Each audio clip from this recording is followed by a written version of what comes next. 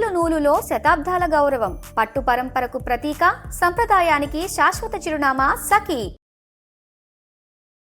నమస్తే రమగారు. నమస్తే జయ. రమగారు, బాలమిత్ర, చందమామ ఈ కథలన్నీ చెప్పుకుంటూ ఉండేవాళ్ళం మనం. చాలా రోజులు అయిపోతుందండి, డిస్కషన్స్ ఎక్కువైపోయినాయి మనకి. ప్లస్ సిరీస్లు వెళ్తున్నాము. మరి వాటి నుంచి ఏదైనా ఒక కథ చెప్తారా? పిల్లలకి చెప్పడానికి బాగుంటుంది. మామూలుగా పిల్లలు ఏ పనులు చేయరు చాలామంది. ఏ పని చెప్పినా నేనే చేయాలా, వాడికి చెప్పచ్చు కానీ తమ్ముడినో చెల్లెలనో చూపిస్తారు. రేపు చేస్తా మాపు చేస్తా అంటారు. అది చిన్నప్పుడు అలవాటైతే పెద్దవాళ్ళు అయ్యాక కూడా వాళ్ళు ఏ పని చేయకుండా ఉంటారు. మగపిల్లలైతే భార్యలకు సహాయం చేయరు, ఆడపిల్లలైతే పని ఎలా ఎగ్గొట్టాలా అని చూస్తారు. పని చేయడం ఇష్టం ఉండదు, హౌస్ హోల్డ్ వర్క్స్ చేయడానికి ఇష్టపడరు. అందుకని పిల్లలకి చిన్నప్పటి నుంచి పనులు గిన్నెలు అలవాటు చేయాలి. గారాబం ఉన్నా సరే, ఎంత గారాబం ఉన్నా వాడి పని వాడు చేసుకోవాలి. కంచం పెట్టుకోవటం, కంచాలు తీయటం, వాడి కంచం వాడు అన్నం తిన్న ప్లేట్ తీయాలి, టిఫిన్ ప్లేట్ తీయాలి, పాల గ్లాస్ పట్టుకెళ్ళిస్తే మళ్ళీ తీసుకెళ్ళి వాడే సింకులో పెట్టాలి లేదా కడిగి పెట్టాలి. ఇట్లాంటి అలవాట్లు చేయండి పిల్లలకి. అవునండి. అయితే ఈ పని అలవాటు లేని వాళ్ళు, పని ఎగ్గొట్టి తిరుగుదాం అనుకునేవాళ్ళు, అలాంటి వాళ్ళ మీద ఒక చిన్న దయ్యపు కథ. పూర్వం ఒక ఊళ్ళో ఒక అవ్వ మనవడు ఉండేవాళ్ళట. ఈ అవ్వ మనవడు ఏంటంటే, ఈ అవ్వ చాలా పాపం కష్టపడి పిల్లాడిని పెంచింది. కొడుకు కోడలు చనిపోయారు పిల్లవాడు చిన్నప్పుడే. దాంతో కొంచెం ముద్దుగా చూసేది.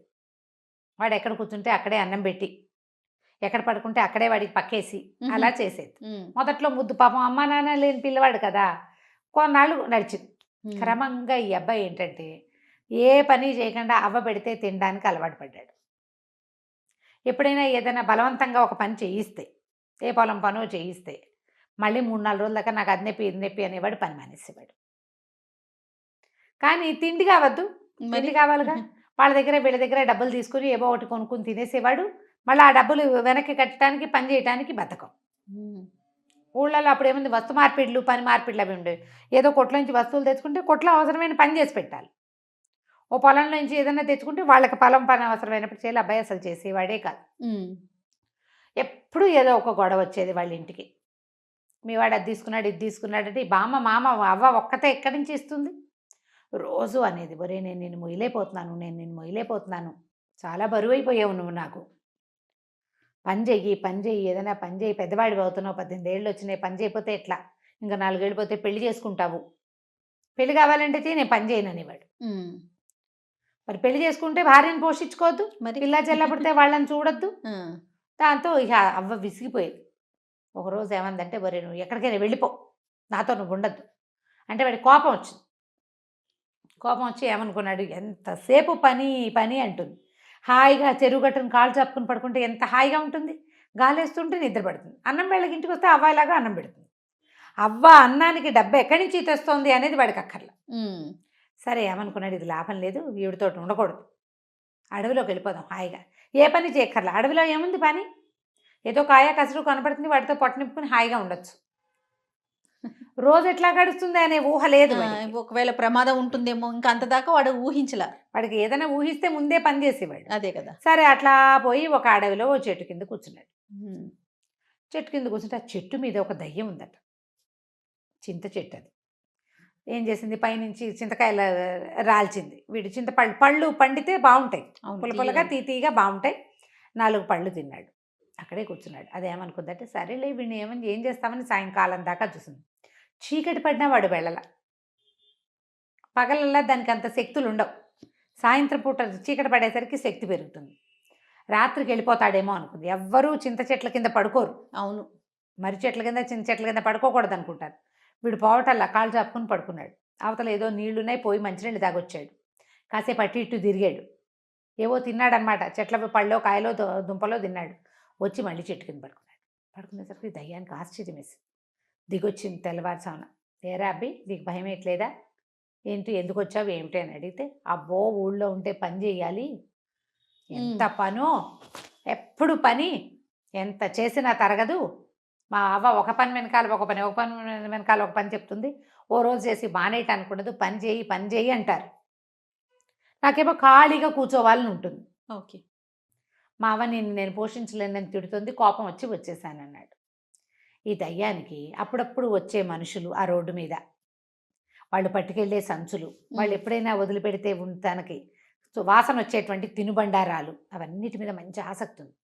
దయ్యం అంది అయితే ఓ పని చేద్దామా, నువ్వు నా బదులు చెట్టు మీద ఉండు, నేను నీ బదులు ఊళ్ళోకి వెళ్తా. నాకు కూడా చూడాలండి, నాకు ఖాళీగా ఉండాలని లేదు, ఎవరు వస్తారా కాలక్షేపానికని చూస్తూ ఉంటాను నేను ఎంతసేపు.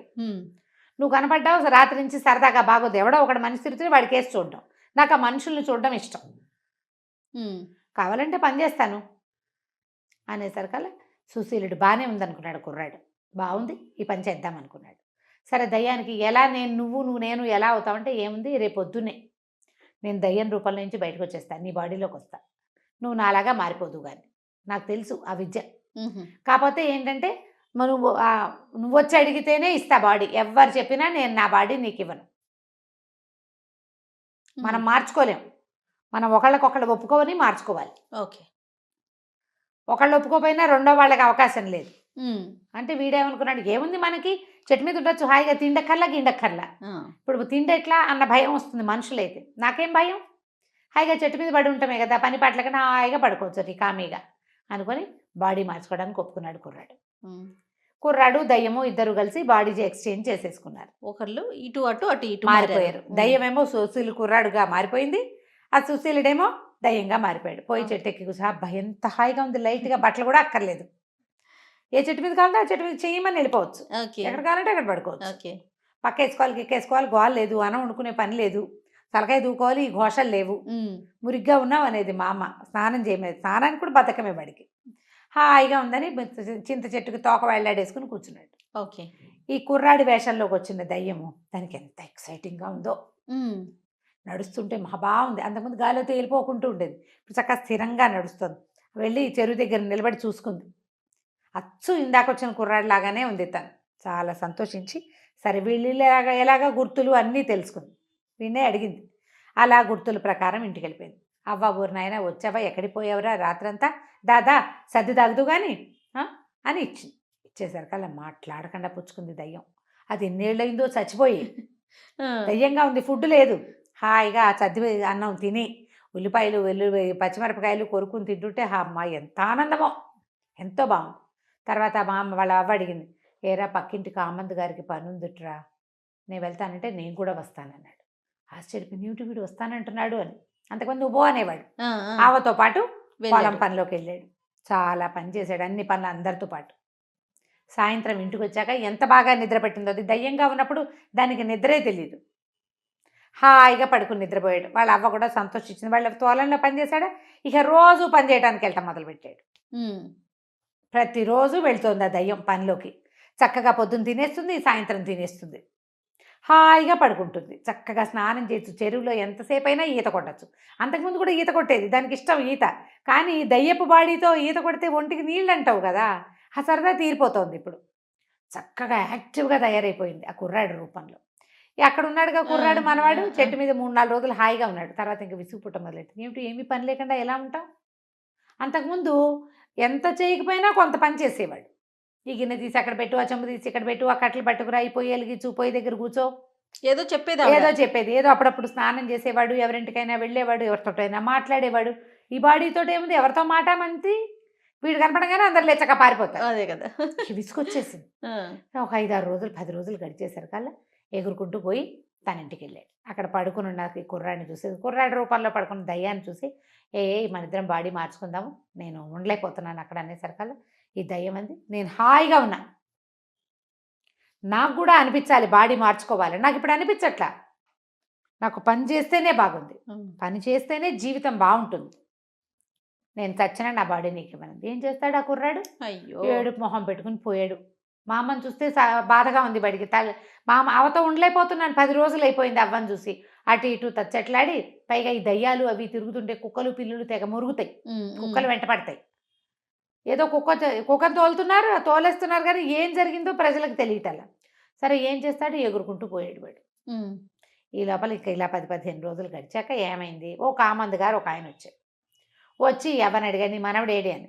ఇప్పుడే పొలం పనికి వెళ్ళాం, వచ్చాము ఇప్పుడే, ఇదిగో మా మనవడు అని అనేసరికల్లా, ఏరా నువ్వు 10 రూపాయలు తీసుకున్నావు అప్పుడెప్పుడో, నా 10 రూపాయలు నాకు ఇవ్వు అన్నాడు. అనేసరికల్లా వీడికేం తెలుసు, దయ్యం కదా ఇది, నాకు తెలియదు అనబోయాడు. అనబోయేసరికల్లా వాళ్ళ అవ్వంది, బాబు నా దగ్గర కొడితే కూడా రూపాయి లేదు, 10 రోజుల నుంచి నా మనవడు నాతో పనిలోకి వస్తున్నాడు, సాయంత్రం అయ్యేసరికల్లా వాళ్ళు బియ్యం ఇస్తున్నారు, హాయిగా అన్నం వండుకుని తింటున్నాం.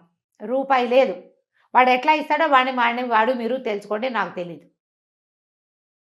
ఏ రోజుకు ఆ రోజు మేము తెచ్చుకుని వండుకునే పరిస్థితి నాది. వాడు ఆ 10 రూపాయలు ఏదైనా చిత్తుకాయ తలాట్లు పిచ్చాట్లు ఆడేశాడా, తినేసాడా, నాకు ఏం చేశాడో తెలీదు.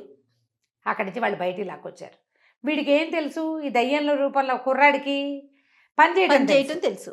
నేను పని చేస్తానన్నాడు. పని చేస్తానంటే పని చేసి ఎప్పటికి 10 రూపాయలు తీరుస్తావు, పని చేస్తే రోజుకు వచ్చేది పావలా అర్ధ.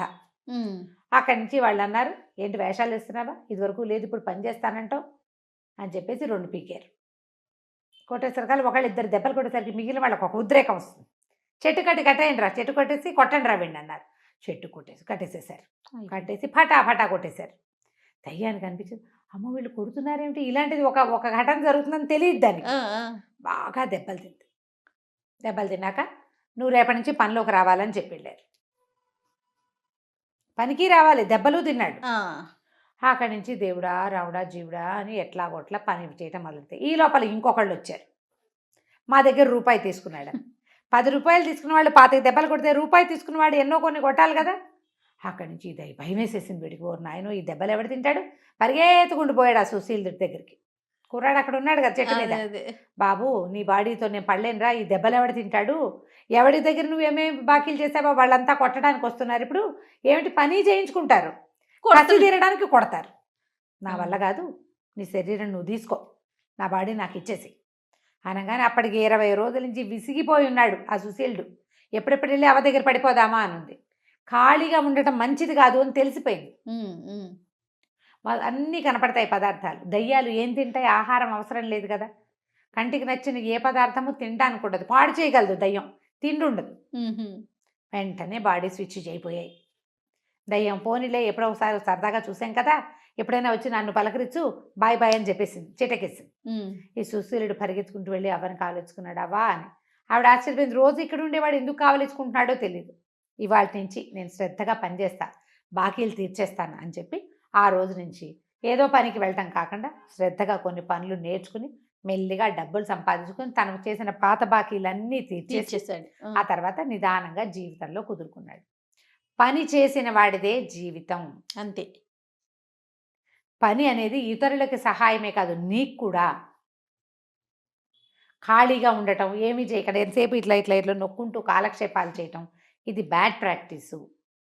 మగపిల్లల్ని పని చేయించకూడదు, పెళ్ళాలు వచ్చి పని చేస్తారు లాంటి దిక్కుమాల ఉద్దేశాల్లో ఉండకండి. పనులు అలవాటు చేయండి పిల్లలకి, వాళ్ళ పని వాళ్ళు చేసుకోవటం కనీసం. రైట్. ఇతరులకు సహాయం చేయటం 2వ పాయింట్. ఇవి నేర్పించాలి. సోమరిపోతులు కాకుండా ఉంటారు. ఈ కథని ఇంకా సరదాగా, ఇంకా వాళ్ళకి నచ్చేలాగా చెప్పుకోవచ్చు మీరు. రైట్.